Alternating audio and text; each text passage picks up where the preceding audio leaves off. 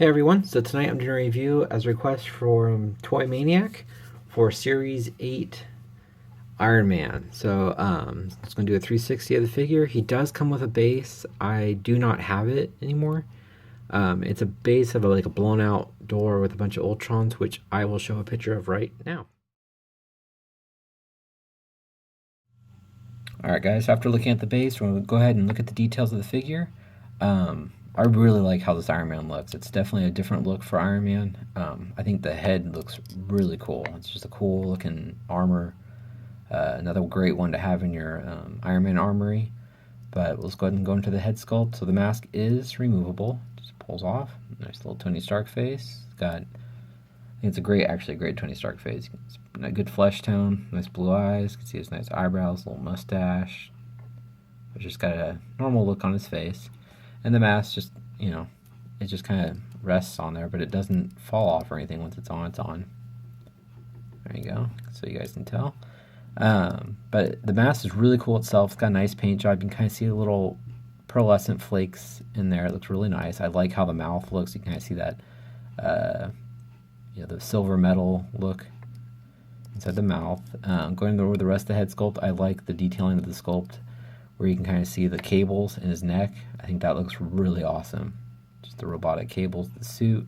You can see more of the cables on the side of his head here. It's got this little earpiece. The rest is just kind of smooth, but again, those cables wrap around the neck. Looks really nice. On the side of the head here, you can see those cables again. And yes, I hurt my finger, and I have a Monsters University Band-Aid.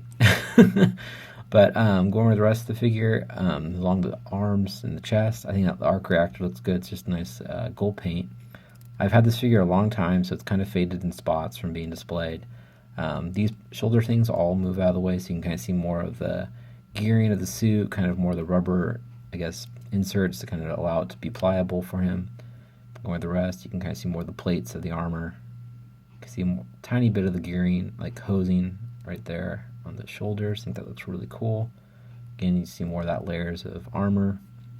And it gets into this kind of dull yellow. Kind of looks gold on the camera, but it's more of a dull yellow when you look at it. On the inside here, you can see more of that. It's got some lining. Again, the armoring looks really cool. I think it comes down the hands. You kind of see like a little bit of a, looks like a repulsor on the top, but I don't think it is.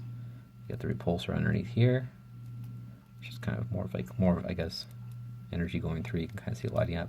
One thing that's really cool on this, I really like how this turned out. I like these little kind of like, I guess, spoilers for when he's flying, kind of be more aerodynamic.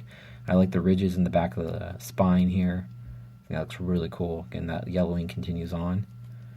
But the hands, they look really nice. They look cool. This part does get a little hindering. I'll explain it when I go over the articulation. It's got these nice little, the rest of it just kind of got these little ball joints. Not ball joints, little, I don't know what to call them, but typical Iron Man suit always kind of seems to have these.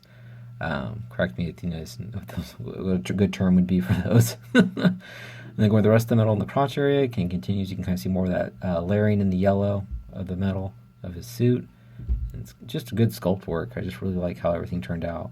It's just kind of more of that burgundy color along the rest of the legs on his boots. It's very nice Iron Man. You can see the repulsors on the bottom too, or not repulsors, but I'm losing my words. But for his, rockets to come out, just to fly. That's terrible. All right, so I'll go into the articulation. Right, so going into the articulation, his head looks left and right. Oh, there goes the mask. So his neck has a joint right there. You can kind of see it. And then his head's also on a ball joint, so you can get it's kind of double, I guess, in a sense. Got two joints in there in the neck. Get that mask on. These kind of move out of the way, which is nice. So it doesn't hinder anything. You can always slide them out of the way as you please. So his arms move out.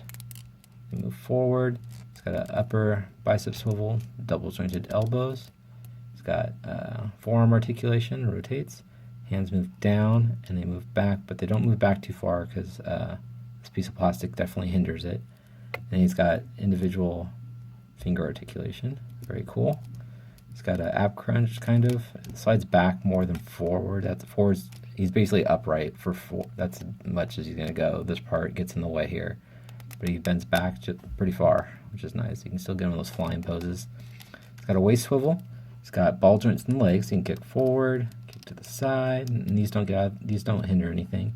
It's got an upper thigh swivel, double jointed knees. It's got boot rotation. Also, this part doesn't hinder anything as the ankles move up and move down. He also has an ankle rocker and toe articulation and pegals. So guys, I'll show you how tall Iron Man is. One quick thing I forgot to mention, the articulation. So he does have another joint in the shoulder part here that helps him rotate. So he's got a rotation here along with a rotation up in the shoulder. So it's basically two shoulder joints for multiple points of rotation. Just want to show you guys that because I forgot to mention that in the articulation. So there you go. And he just fell just as I hit the record button. So try to stand him back up. Come on, guy. There we go. He does seem to kind of fall over. I don't know if it's just mine's, you know, not in the most tightest joints. He's just over 6 inches as he falls again. So I'm gonna hold him up so you guys can kind of see. So he's just right over 6 inches. And I'll go ahead and show you guys next to a bunch of other Iron Man suits. All right, guys. Here we are with all the Iron Man suits, almost all of them. I have a few more up on the shelf, but I got down majority of them just so you can get a good comparison of height-wise with, you know, all the Iron Man that, you know, that we have available. So you can see he fits in well. He's in the same height range as, you know, the first appearance, along with the stealth variant, and the Neo one's still the smallest. But you can see with the bleeding edge, they're around. Move him so you guys can kind of see around the same. He's a little bit taller, but kind of get an idea that he does fit in fine with the rest of them. They all kind of, you know, you can tell they're all blending in. Obviously, the Hulkbuster and Thor Buster right here are a little taller. There's bigger armors to fight those specific heroes. But there you go, guys. Just want to show you guys next to a bunch of the armors. Give you another look. Fits in great.